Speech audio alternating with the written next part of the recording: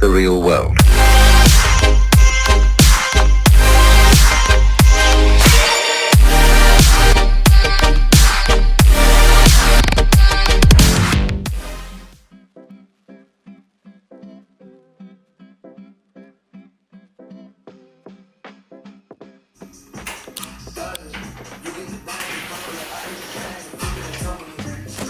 Alright, so today Aaron and I were installing the KW V3s on the M4, and we don't have spring clamps or clamps to compress the spring, so we're just gonna zap it off. We don't know what the spring rate is on the stock one, but we got a shield. I'm just gonna stand in front of it, hold the little shield, and zap it off, and hopefully we don't hurt ourselves. Here's the foam cover that came with it. Yo, Aaron, you gonna hold this down for me or what? Hold on. I need them to see what we're about to do. Let's see if I can set this up. Shoot it up. No spring compressor. Like you gotta seal it.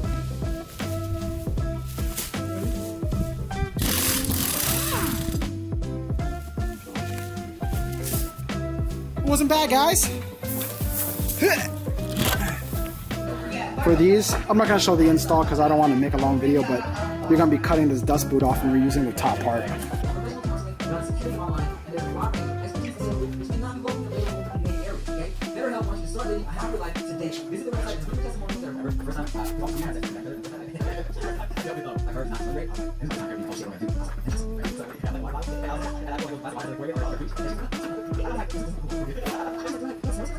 This is how the fronts look, and you can already tell it's going to be low.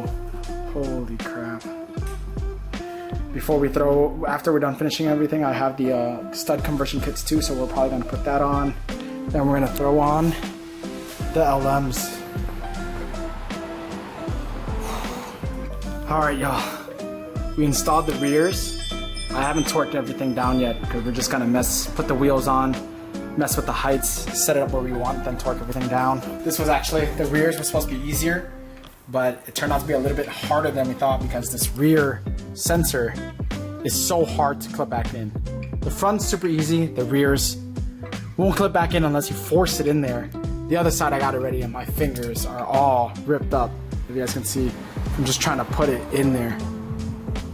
We're not going to torque everything down and make sure that sensor is completely in until after I adjusted the right height, because what we're going to do first beforehand is we're going to go ahead and install this wheel stud conversion by Motorsport Hardware, because we got Project Kick lug nuts for the new wheels that we're going to be installing afterwards. We got this, we have our torque wrench, we have our Allen key bit, and we have some Loctite blue.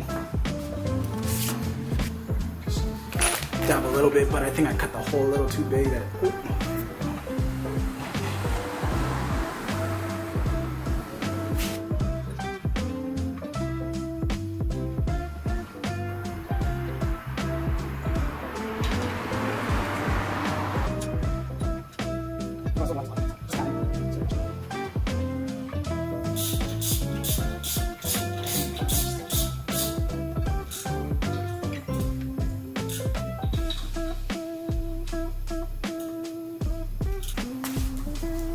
Got that on.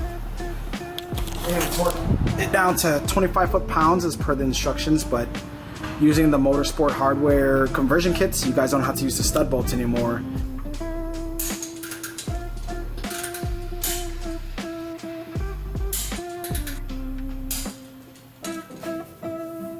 So getting the stud conversion kit, you don't have to worry about balancing your wheel.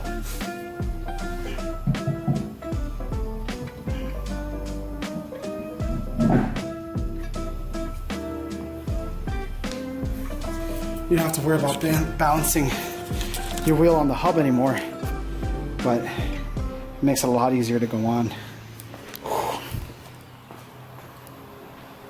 Damn, it's gonna look good.